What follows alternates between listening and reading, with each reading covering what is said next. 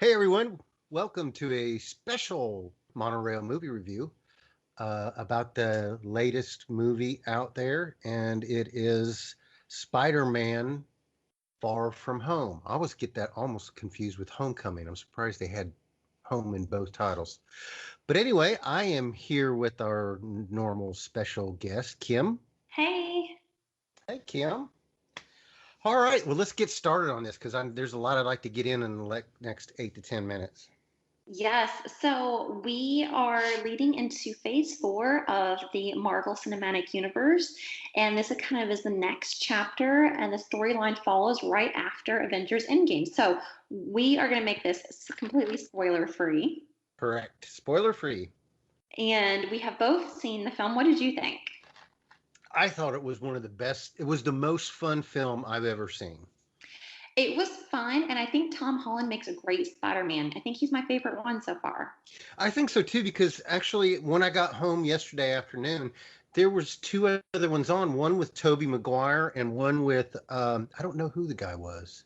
He only did one Spider-Man. And I was not a big Toby fan. I So wasn't a big fan of the other fellow that was like in between. So, I forget his name as well, but I think Tom Holland is really relatable. He's supposed yep. to like Fireman is supposed to be this nerdy, high school awkward kid, and I think that he makes it really relatable for. And then it's a great movie for teens and tweens that are Spider-Man fans for sure. Yes, absolutely. So definitely, this it takes place in London. You're going to see some great CGI effects. We have a new villain who is played by Jake Gyllenhaal, Mysterio, which I think a lot of fans came in not knowing what to expect. Jake Gyllenhaal, to me, as an actor, and his previous roles have been kind of soft, lighthearted, and so to see him as a villain, I wasn't expecting it to come off as strong as it did, and I was pleasantly surprised. Still not my favorite villain, maybe not my favorite MCU storyline, but I like that this is a great transition film to where we're going next with Marvel. I think that you should definitely take a chance to go see it in the theater. They've got some great action sequences. It's going to be really comparable to the past Marvel movies in terms of violence and taking your kids. Yeah. There's a big droid scene, and it was a little hard for me to follow because the CGI effects were happening so fast. I don't know if you have that issue as well. Okay, that was one of the things I was going to bring up, and since you already did.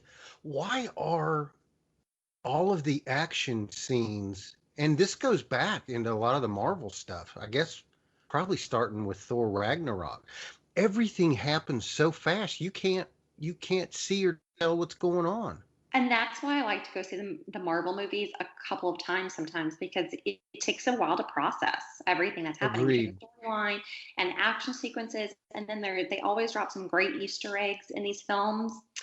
It takes a couple times and to see them. And by the way, Avengers Endgame did a re-release, and they're back in theaters with the bonus content, which you don't have to see the bonus content to understand the Spider-Man Far From Home. It's nice to go see it again before you go see Spider-Man. Agreed. That's another way to eke out maybe get you over that 1 billion mark for Endgame. Yeah, because we definitely want to be James Cameron, right? So Yes, I think yeah, that's exactly it. yeah, but I really like the characters are really relatable in terms of taking kids under 10. There were uses of, some language that was pretty Yeah. minimal. I they used the word the one that bothered me was they used quad. Can we say that? Are we gonna have to edit that? They said Yep. it in the movie. And it was for shock value and it was intended to be funny, but sometimes I just don't think the language is worth it, especially because Spider-Man really reaches a younger crowd. Yeah, and I think sometimes I go in as a mom because my 5 year Yeah. old is starting to notice Marvel movies and he's a huge Hulk fan. And so he's starting to get into it, and Spider Man hits his age group as well. So I love Happy being in the films. I think he's so funny. He's a funny character. If you were sensitive to Iron Man's demise, I don't know. I try not to give away. Yeah. You haven't seen Endgame, but if you're sensitive to that might trigger some emotions in this movie. But Overall, I liked it. It wasn't my favorite. I like what you said about Happy being in there because Jon Favreau, I don't know what it is about him, He but just he just is a great supporting actor. he's so funny. Yeah. Yeah. I gotta ask, and this is not really a spoiler, but in the first opening scene, were you not about to cry? It definitely pulls on your heartstrings, doesn't it? Yeah. Yeah. Yeah. I think that Marvel's doing really well, especially because it's been 10 years now. We're all really connecting with the characters and we're all, seeing where everything's going. But it's kind of hard not to, because it picks up right from where Endgame left off. It's hard not to. Yes. Yeah. Yeah. And I thought Zendaya did a great job. I know this is the second time she's been, in the series. She did a great job with supporting the movie. Yeah, I think that a lot of the cast was a great. They played off well on each other. It's a great diverse cast too. You're seeing a lot Yes. more diversity, I think, than the earlier Spider-Man films, which I'm a fan of. MJ and his best friend both bring a level of diversity that wasn't in the previous Spider-Mans. I think one of the greatest things about this movie was, and I'm kind of a fan of it, but there was a lot of sarcasm. And I think you either like it as a comedy or you don't. One of the things, I don't know if I should mention it, but I'm going to go ahead. Unfortunately, this was the one Marvel movie, that we did not have a cameo by a certain person. Which is so sad, I know, right? So there's definitely you feel that loss. especially seeing his name at in the credits. He's still there for, executive A little bit more producer. than that. And I'm hearing, and I don't read the comics, but I'm hearing that the comic books are starting to stray. They're starting to take a little bit more artistic license with the films.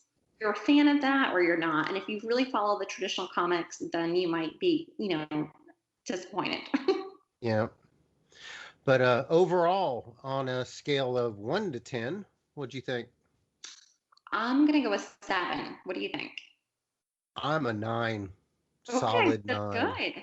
good. See, It was a movie that I just sat down and enjoyed. now have Uh, you caught up with all your past Marvel movies as well? no, the only one I'm missing, I think, is Captain Marvel. Okay, I think we need to get you caught up. Maybe you'd have a different opinion. Oh, But, I okay. think everybody connects with their favorite Marvel character. Yeah. And I'm not a big fan of Spider-Man, but Me neither. that was great. All right, Kim, where can we find you on the social medias? You can find me at savvymamalifestyle.com and on social media at savvymamalifestyle. All right. Kim, thank you so much. And everybody, have a good day and enjoy the movie. Thanks for having me. Just wanted to mention also that you have to stay all the way through to the end of the movie. Don't leave at any point during the credits.